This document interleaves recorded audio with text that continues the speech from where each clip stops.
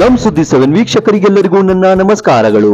ಇಂದು ಬೆಂಗಳೂರಿನ ಶಿವಾಜಿನಗರದಲ್ಲಿರುವ ಸಂಸ್ಥೆಗಳ ಆಸ್ತಿಗಳ ಭೇಟಿ ನೀಡಿ ವಕ್ಫ್ ಸಮಿತಿ ಅಧ್ಯಕ್ಷರಾದ ಅನ್ವರ್ ಬಾಷಾರವರು ಭೇಟಿ ನೀಡಿ ವಿವಿಧ ವಕ್ಫ್ ಸಂಸ್ಥೆಗಳಲ್ಲಿರುವ ಆಸ್ತಿಗಳನ್ನು ವೀಕ್ಷಣೆ ಮಾಡಿ ಅದನ್ನು ಕಾಪಾಡಿ ಸಮಾಜಕ್ಕೆ ಅನುಕೂಲವಾಗುವಂತೆ ಮತ್ತು ಶಿಕ್ಷಣ ಮತ್ತು ಆರೋಗ್ಯ ಆಸ್ಪತ್ರೆಗಳನ್ನು ಕಟ್ಟುವ ಸಲುವಾಗಿ ಚರ್ಚೆ ಮಾಡಲಾಗುವುದು ಎಂದು ಈ ಸಂದರ್ಭದಲ್ಲಿ ಶಿವಾಜಿನಗರದ ಸಾರ್ವಜನಿಕ ಸಂಸ್ಥೆಯ ಪದಾಧಿಕಾರಿಗಳ ಜೊತೆ ಚರ್ಚಿಸಿ ಕ್ರಮ ಕೈಗೊಳ್ಳಲಾಗುವುದು ಎಂದು ಈ ಸಂದರ್ಭದಲ್ಲಿ ಹೇಳಿದರು.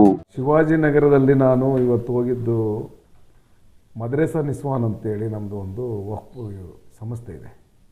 ಆ ಸಂಸ್ಥೆಯಲ್ಲಿ 57,000 ಸ್ಕ್ವೇರ್ ಫೀಟ್ ನಮ್ಮದು ಖಾಲಿ ನಿವೇಶನ ಇದೆ.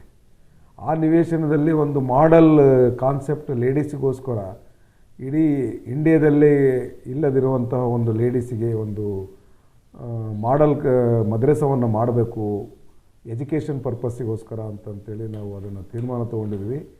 ಅದರ ಜೊತೆಗೆ IAS ಕೆಲವರು ಬಡವ್ರ ಮಕ್ಕಳು IAS KS ಮಾಡ್ತೀನಿ ಅಂತಂತಾರೆ. ಅವರ ಪೇರೆಂಟ್ಸ್ಗಳಿಗೆ ಓದಿಸ್ಲಿಕ್ಕೆ ಆಗಲ್ಲ, ಅಂಥವರಿಗೆ ಅಡ್ಯಾಪ್ಟ್ ತೊಗೊಂಡು ಆ ಮದ್ರಸದಿಂದ ಅವ್ರಿಗೆ ನಾವು ಓದಿಸ್ಬೇಕು ಅಂತಂತೇಳಿ ನಮ್ಮ ಅಲ್ಲಿ ಲೋಕಲ್ MLA ರಿಜ್ವಾನ್ ಅರ್ಷದ್ ಇರ್ಬೋದು, ಆಮೇಲೆ ನಮ್ಮ ಜಮೀರ್ ಸಾಹೇಬ್ರು ಇರ್ಬೋದು, ಎಲ್ಲರೂ ಸೇರಿ ಅದನ್ನು ಒಳ್ಳೆಯ ಒಂದು ತೀರ್ಮಾನ ತೊಗೊಂಡಿದ್ದಾರೆ. ಅದಕ್ಕೆ ಮುಂದಿನ ವರ್ಷದಲ್ಲಿ ಬಜೆಟಲ್ಲಿ ನಾವು ಅದನ್ನು ಸ್ಪೆಷಲ್ ಒಂದು ಗ್ರ್ಯಾಂಟನ್ನು ತೊಗೊಂಡು ಅದನ್ನು ಅಭಿವೃದ್ಧಿಪಡಿಸಲಿಕ್ಕೆ ಅದಕ್ಕೋಸ್ಕರ ನಾನು ವಿಸಿಟ್ ಹಾಕ್ಕೊಂಡಿದ್ದೆ ಇವತ್ತು. ಅದ್ರ ನಂತರ ಅಲ್ಲಿ ಮದೀನಾ ಟ್ರಸ್ಟಿಂದು ಒಂದು ಖಾಲಿ ಜಾಗ ಇದೆ, 36 ಸ್ಕ್ವೇರ್ ಫೀಟ್ ಜಾಗ ಇದೆ. ಅಲ್ಲಿನೂ ಒಂದು ಹಾಸ್ಪಿಟ್ಲು ಇಲ್ಲ ಎಜುಕೇಷನ್ನು ಇನ್ಸ್ಟಿಟ್ಯೂಷನ್ನು ಮಾಡ್ಬೇಕಂತಂತೇಳಿ ಅದು ವಿಸಿಟ್ ಮಾಡಿದೆ. ಮತ್ತು ಅದ ನಂತರ ಬೈತುಲ್ ಮಾಲ್ದು ಒಂದು ಶಾದಿ ಮಾಲ್ ಇದೆ ಅಲ್ಲಿ.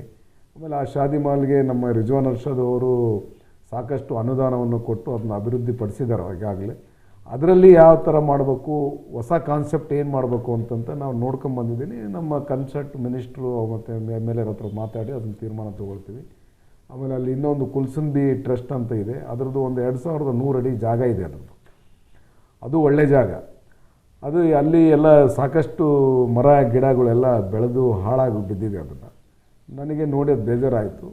ಇವಾಗ ಅಲ್ಲಿಂದ ನಾನು ಮಿನಿಸ್ಟ್ರ್ ಅವರಿಗೆ ಮಾತಾಡಿದ್ದೀನಿ. ಅದಕ್ಕೊಂದು 5 ಲಕ್ಷ ಗ್ರ್ಯಾಂಟ್ ತೊಗೊಂಡು ಸರ್ಕಾರದಿಂದ ಅದು ಕಾಂಪೌಂಡು ಮತ್ತು ಅದನ್ನು ಕ್ಲೀನಿಂಗ್ ಮಾಡೋಕ್ಕೋಸ್ಕರ ನಾನು ಅದನ್ನು ಅವ್ರಿಗೆ ಹೇಳಿ ಬಂದಿದ್ದೀನಿ ಸಂಬಂಧಪಟ್ಟ ನಮ್ಮ ಇಲಾಖೆ ಅಧಿಕಾರಿಗಳಿಗೆ. ಮುಂದಿನ ದಿನಗಳಲ್ಲಿ ನಾವು ಎಲ್ಲ 4 ಸಂಸ್ಥೆಗಳನ್ನು ಅಭಿವೃದ್ಧಿಪಡಿಸಲಿಕ್ಕೆ ನಾನು ಅಲ್ಲಿ ವಿಸಿಟ್ ಮಾಡಿದ್ದೆ. ಸರ್, IAS KS ಅಂತ ನೀವು ಹೇಳಿದ್ರಿ, ಅವ್ರಿಗೆ ಫ್ರೀಯಾಗಿ ಎಜುಕೇಷನ್ ಕೊಡ್ತಾ ಇದ್ದೀವಿ ಅಂತ. ಇದು ಪರ್ಟಿಕ್ಯುಲರ್ ಮುಸ್ಲಿಂ ಸಮುದಾಯ ಇಲ್ಲ ಎಲ್ಲರೂ ಇದ್ರಲ್ಲಿ ಭಾಗವಹಿಸ್ಬೋದು?